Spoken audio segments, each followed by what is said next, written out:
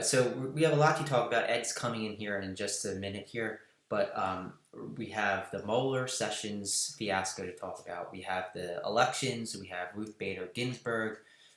We have our book, and we have Jim Acosta and Sarah Sanders to discuss as well. Yeah, there's a lot going on. There's also the Florida elections. There's a recount going on for the Senate seat, and it looks like there's about to be a recount that's going to be set off for the governor's seat, where Andrew Gillum trails Ron DeSantis by I believe CNN has him trailing by 43,000 votes, but according to April Ryan, he's only down by 15,000 votes, and they're now in the process of counting provisional ballots as well as some additional absentee ballots. You see, what happened here is that a lot of people mailed them in and they made mistakes. Maybe markings couldn't be read correctly, or signatures weren't made. Yeah. There's also some that markings weren't filled out correctly. So they're basically reviewing all these to try and get the accurate vote count. So I think we're gonna have some discussion about that. And should we kick this off? Yeah. The big story when we woke up this morning was another mass shooting.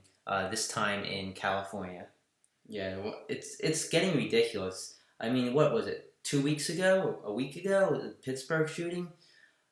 It's really getting out of hand, and I think it's a good thing that Democrats have taken back the House. I think they're going to be push forward some legislation that will basically force the hand of Republicans.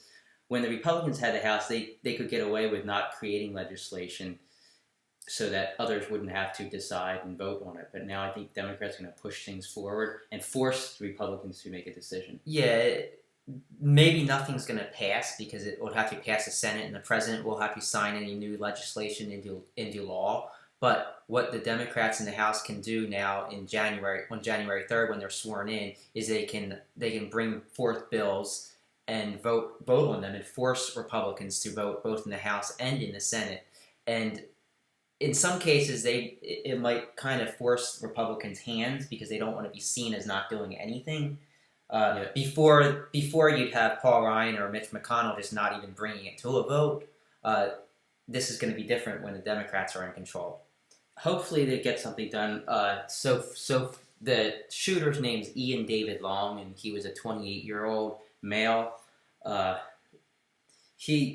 Apparently, he may have PTSD.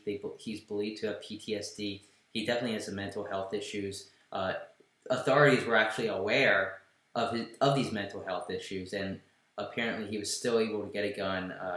They didn't take him into custody prior to the shooting, so it's really disappointing. It's a little bit of a letdown, but I mean, I guess there's only so much you can do. Yeah.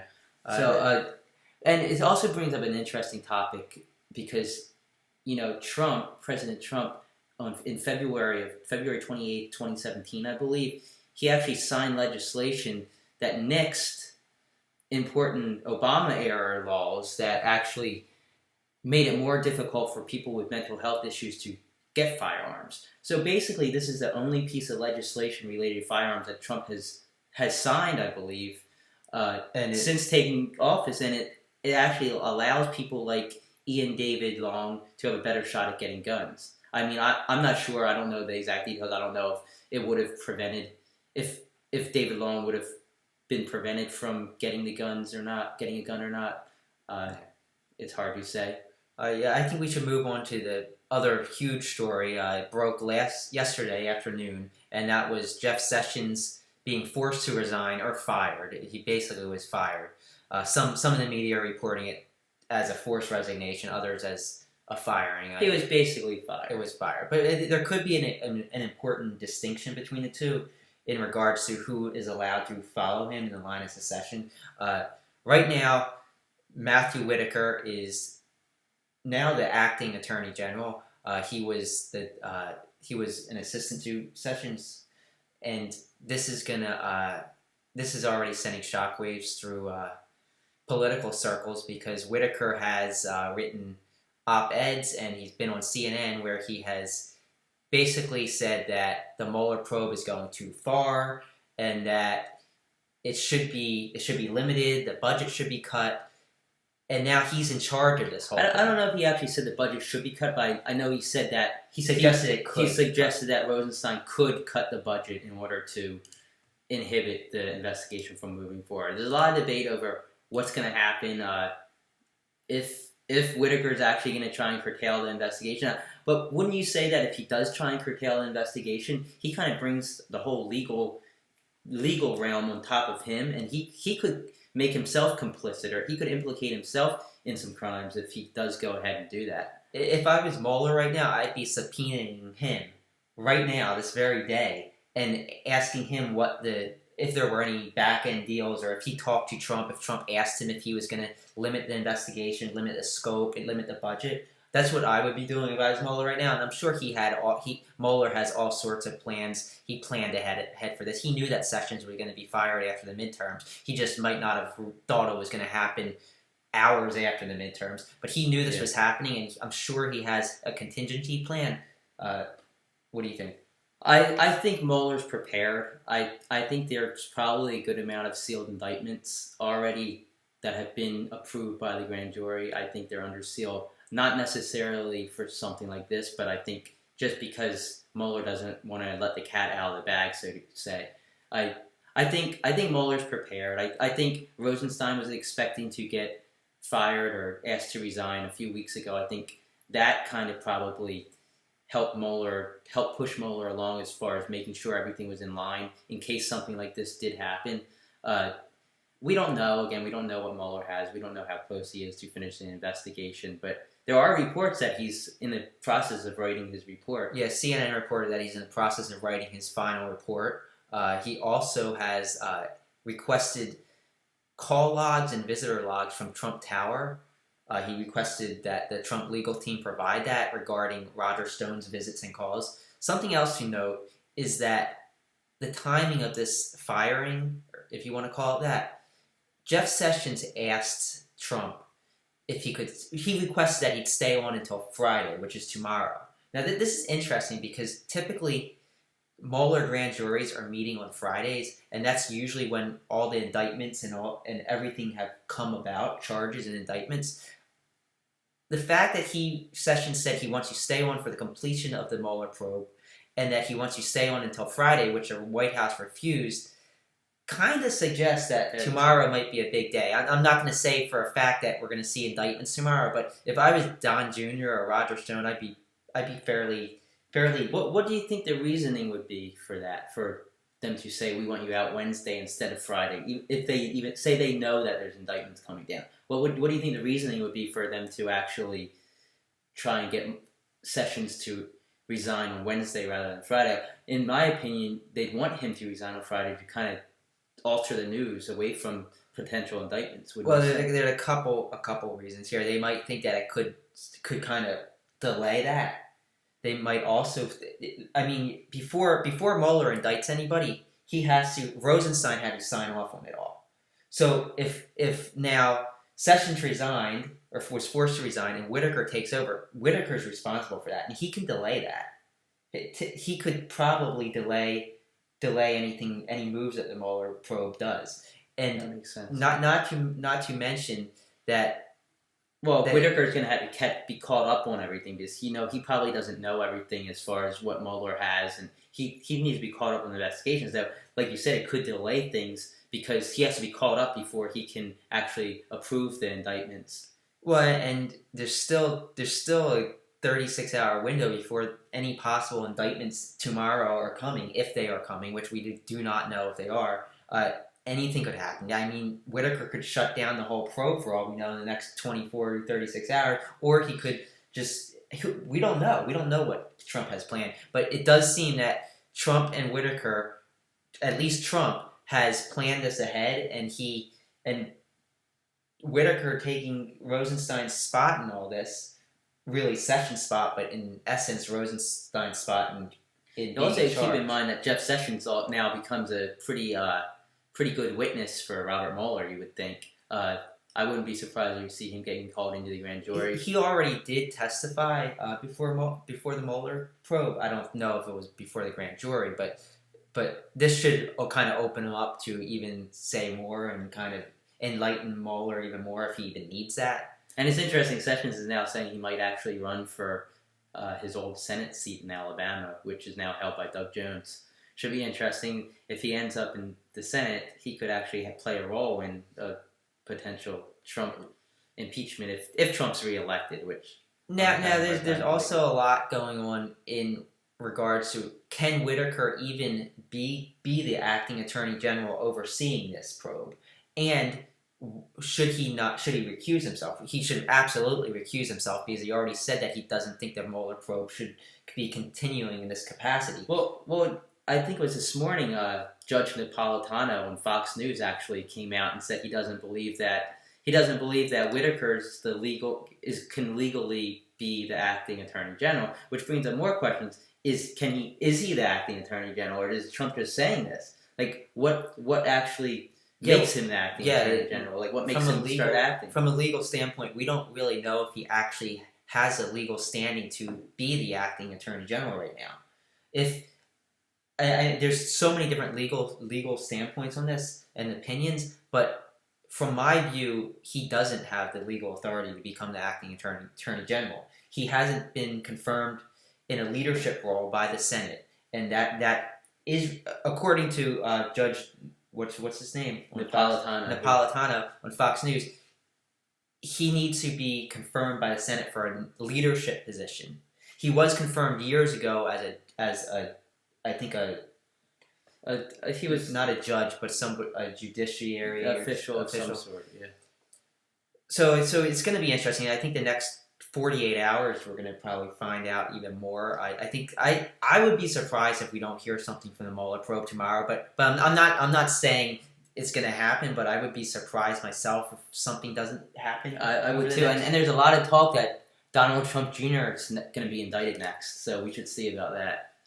I mean, it's just a rumor, but apparently, I don't know who I'm sourcing here, but I know a large news organization says that Trump Jr. has been telling his friends that he thinks he's going to be indicted. So if he thinks he's going to be indicted, my guess is that he's probably going to be indicted. And if he's indicted, President Trump's going to lose his mind.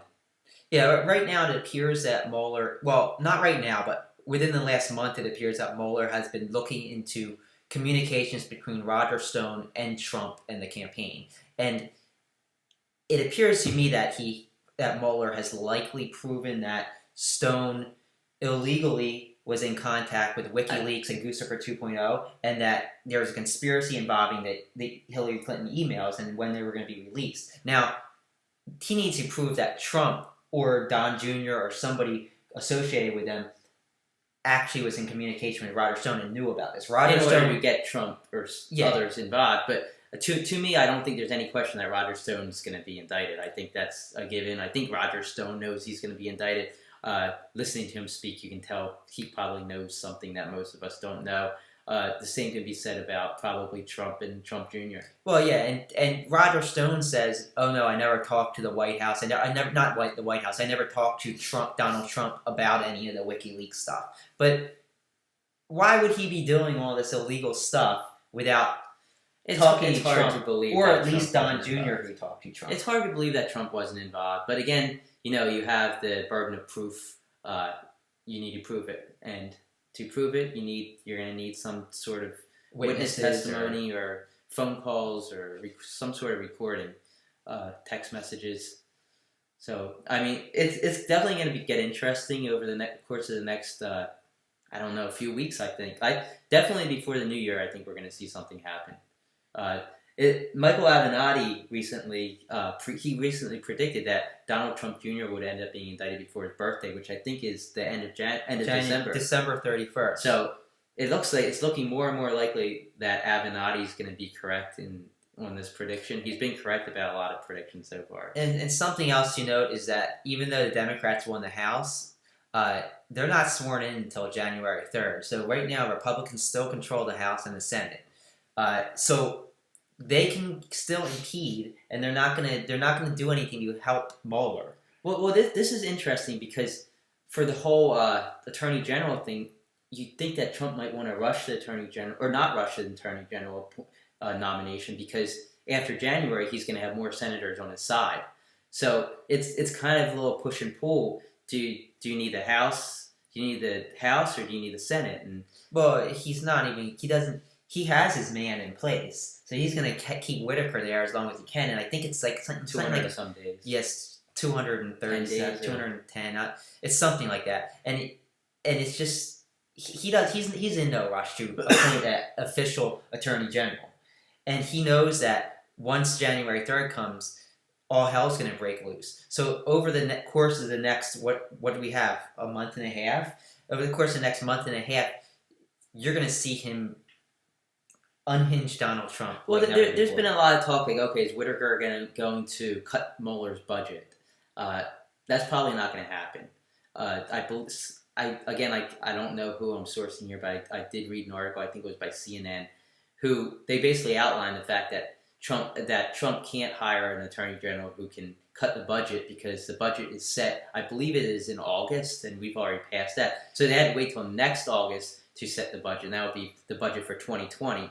And my guess is that the Mueller probe is going to be wrapped up by then. Well, so as far as the budget goes, I don't think there's much that can be done. But it's the scope that he could delineate what the scope is. He could say you can't look at Trump's finances, even though I'm pretty certain that he's already dug way deep into that stuff. And a lot of that's been referred to New York, the state of New York Attorney General, and the fact that Mueller probably knew this was going to happen means he's probably several steps ahead of Trump and Trump's attorneys. So people are worried about this, and you definitely should be worried that Trump's going to get away with this, but I don't think he is. I think that Mueller is way ahead, and I think Trump thinks he's more intelligent.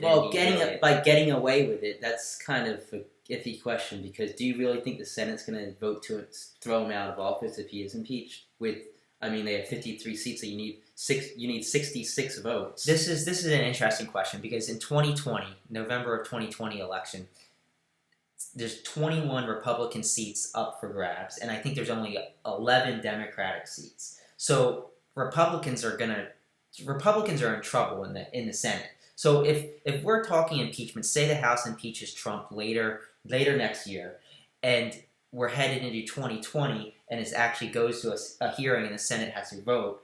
If things look damning for Trump and there's no way around it, senators aren't going to have much choice. They're either going to give up their Senate seat, or they're going to protect Trump, or they're going to protect themselves and get another 6 years in the Senate. That's why this is really like public opinion over reasonable doubt here. If Trump can convince the public that he's innocent, or if he can convince the majority of the public, or not even the majority, in order to get the most electoral votes in the next election, he might actually be able to win out. And no matter what the proof is that Mueller presents, there's no telling for sure that Trump will be held accountable. And this is why it was so important that Democrats have won the House. They're up 27 seats, and they won quite overwhelmingly. If they didn't win the House, it would be over with. I think it would be over with. I think the Mueller probe would be cut, and there would be very little that Democrats could do. Because basically, Whitaker could simply take the Mueller final report, hide it away, and nothing would ever come about, and the House would protect it. Now the House can subpoena Mueller. They can subpoena everybody all those angry Democrats that work for Mueller, and get exactly what they were. Get the report from them, basically. So, that's what they said. They said if something does happen, if Trump finds a way to fire Mueller or curtail the investigation, Democrats in the House after January would plan on actually having Mueller in on live TV and testify and answer questions on live TV and give the American people the truth.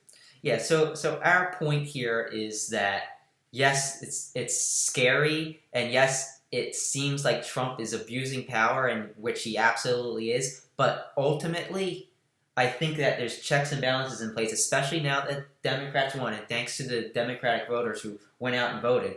Now that the Democrats control the House, Trump is going to be held accountable. It's gonna be a scary next 6 weeks or so, but eventually he's going to be held accountable. And you saw that. It gets us to our next story. He took his anger out on Jim Acosta yesterday in the White House during the press conference. For those of you who didn't see it, Acosta was talking to Trump. Trump got mad. Jim Acosta was waving his hand, pointing at Trump, and an intern, a White House intern, came to grab the mic, like she was probably told to do. And she went to grab the mic, and Jim Acosta was going like this, and his hand went like this to her arm. And so the White House took Jim Acosta's bad press pass away yesterday, his hard press pass, and they blamed it on not taking it away for him asking questions, but they were actually taking it away because he hit a female intern. He put his hands on a female intern. And if you watch the video, it's obvious that the intern put her arm under his hand as he's going like this, and it's like he didn't really have any option. As she grabbed the mic with the other hand, and it was just a reaction, a normal human reaction. It was barely touched her. But then InfoWars published a video this morning or last night where they basically slowed down. Is that what they did? They slowed it down. They sped up. They sped up when his hand came down. So instead of going like that, instead of going like that, it looked like he's going like really hard. It looked like he was chopping at her arm with his hand, which is obviously not the case. And Sarah Sanders retweeted this, and it's pinned at the top of her Twitter profile. She's been notified that this video is edited, and she leaves it up there. It's propaganda is fine. It's something that you expect Russia to do, but it's not something you expect in the United States. And there's several videos out there. Video editing professionals have taken the original video, the one that's in real time, taken the fake video, the edited video that InfoWars posted that Sarah Sanders retweeted, and overlapped them and shaded the original video so you could see that Acosta's hand was going much faster and the trailing shadow is behind it. So without a doubt, this video was edited. Trump supporters and Republicans are saying, no, this video wasn't edited. They're denying that they made a false video to try and prove it all. It's just unbelievable. So do you want to talk about our book? So yesterday, or 2 days ago, our book was officially released. It's a parody book, a Trump parody book. It's called How the People Trumped Ronald Plump. It's a humorous book. We wrote it. We had an illustrator, Benny Radiani. He did a great job with illustrations, probably better than we did with the writing. But it's now available on Amazon.com for $16.95 for the hardcover, or $6.99 for the Kindle version. The first 2,000 copies that we sell, we're donating the net proceeds to the ACLU. I think we're actually getting pretty close to selling 2,000 copies. We haven't decided what we're going to do. We had to reorder, and they're going to be shipped at a later date. We haven't decided what we're doing as in donations or not. We're probably going to donate a portion of it. We're not sure exactly. But the full net proceeds of the first 2,000 copies are being donated to the ACLU. And we'll probably announce when that check is mailed. Yeah, just if you're interested in the book, just search for Ronald Plump on Amazon. It'll come right up. If you're not interested, you can make fun of it, whatever. It's, as you can see, there's the character Ronald Plump, and in his hair he has making up his hair, he has a squirrel named Weave Bannon, and the squirrel influences him and makes him do things he wouldn't ordinarily do. The story's both a parody as well as a children's book. Adults are getting a kick out of it, but it teaches morals and inclusion and honesty. It's a parody book, but it's appropriate for kids as well. I read it to my 5-year-old son, and he got a kick out of it. I mean, they don't have to know who the characters represent, but we wrote it to be an inspirational book. You want to show a few pages, maybe? Yeah, here's a page with I Wanna Be Plump and Jared Nepotism. He's wearing his patented bulletproof vest. And then there's Ronald Plump. And here's a page that reads, his very first action was to bring his family along. Many questioned Plump, who thought nothing could go wrong. I Wanna Be Plump and Jared Nepotism joined the administration, and this, of course, sparked much speculation. Plump was using his power and fame to enrich his family with not a sign of shame. Selfishness is no trait of a man who wants to lead. Instead, it's a characteristic of a man filled with greed. And it just teaches lessons like that. there's several, and there's a very controversial page in here that I don't know if we should even show it to you guys or not, but it shows Robert Mueller's character, Robert Morrell, and he doesn't have a shirt on, and there's a lot of controversy on the internet. A lot of people are deeming this to be a fetish book because Robert Mueller doesn't have a shirt on. Don't let your kids see a shirtless Robert Mueller cartoon character because they might be scarred for life, apparently. Here's another picture. It has Vladimir Putin and Vladimir Putin, and he's controlling both Plump and Bannon. Brian doesn't even know our character. It's Vladimir Putin, and he actually farts rockets. And this is another lesson that it teaches, and it says, lying is bad, lying is wrong. It certainly isn't a trait of the strong. But strong was not he, a man being controlled, a story that simply cannot go untold. A puppet of Teuton, a puppet of Bannon, Ronald Plump had become a loose cannon. And it's I think it's, what is it, 40 some pages. There's all the artwork. The artwork is really awesome. Ben Radiani did an awesome job. This is one of my favorites as far as the animations go. This is Plump. This is before the Bannon character actually comes in the book, but Bannon actually is a squirrel who lives in Plump's hair. But as you can see, some of Trump's bathroom supplies are pet shampoo, urine deodorizer, scalp shrinker, fake Russian gel, spray cheese tan, and acorn butter. That's, of course, for the squirrel that lives on his head. Yeah, so if you want this book, it's available on Amazon. Just search for Ronald Plump, and pick a copy up. I don't think it's going to be available too much longer because we're selling out of the original 2000. It's going to be available, but it might go back onto back order. So there's probably a few hundred copies left. If you want one for Christmas, you might have to order it soon because we ordered another bunch of books, but I don't think they're going to arrive until around Christmas time. So if you want it, get it. If not, you can make fun of the characters. We don't really care. Like we said, 100%. We're just grifters, so we're just grifting you by trying to say 100% of the first 2,000 copies are going directly to the ACLU, the proceeds of the first 2,000 copies. And I think that's it. Thanks for... Well, Ruth Bader Ginsburg, we didn't talk about her. She actually fell and broke 3 ribs last night, and she's in the hospital right now. She's one of the Supreme Court justices and more on the liberal side of things. So it's kind of worrisome, I guess you could say. Yeah, she's 85 years old. She's a cancer survivor. And if Trump gets to replace her, you're going to tilt the court 6-3 in conservative favor. So she's definitely somebody that you don't want leaving anytime soon, at least not until 2020. Stick in there. You're going to do well. Yeah. All right. So that's it. We're gonna try doing these more often. We do our video clips as well, just to kind of point out obvious things. But we'll try doing these as much as we can. Also, there is a protest going on tonight, mostly at 5 p.m. I believe, around the country, and this was because Sessions was fired, and basically Rosenstein is no longer in control of the Mueller probe. So if you're considering joining this protest, I'm going to give you the URL right now. Just give me a second here. I also want to touch on the whole Florida recount thing. This has the makings of a bombshell story. They're doing a recount, and it appears it's going to be a lot closer than people think. And I think Nelson really has a chance, and Gillum also has a chance. All right, so just search for Nobody is above the law, Trump, and it should come up. It's a act.moveon.org website. It's a Mueller rapid firing response.